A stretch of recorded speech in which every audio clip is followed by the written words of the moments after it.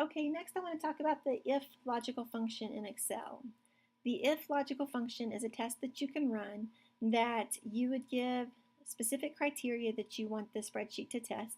And if it comes back positive or true, then you have one output message. And if the results come back false, you have a different output message. So I want to be on the Math tab, and I want to look at the progress monitoring for teacher number 1 for this statement.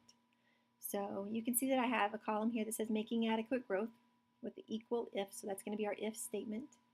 And let's say we want to find out if on the most recent progress monitoring, have any of these students reached the proficient score. So to do that, you're going to click in a cell, you're going to type equal if and your parentheses. The minute that you, or the second that you hit parentheses, it's going to start asking you what criteria you're looking for. So the logical test is what cell do you want to test and what criteria does it need to meet or to have a true statement or a false statement. So my logical test that I want to run is I want to look at progress monitoring 3, so N6. I want to know is N6 greater than a score of 79. And if it is, when I do my comma, you can see that it says value if true. If it's true, I want the column to say, I want the output message to say benchmark met.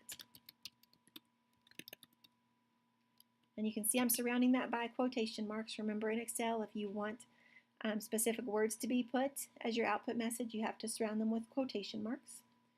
When I hit the comma, now it's going to pop over to value if false. So if false, if it is not greater than 79, I want it to say continue progress monitoring. I'm going to close that out with quotation marks, and then I'm going to close out the entire statement with my parentheses. And you can see that that goes away. Now I've met all of the criteria that I need for this statement. So when I hit return, I've told Excel to look at column N. If this number right here is greater than 79, it should have said benchmark met, but because it came back false, then my output message is continue progress monitoring. So I can now copy that message all the way down, and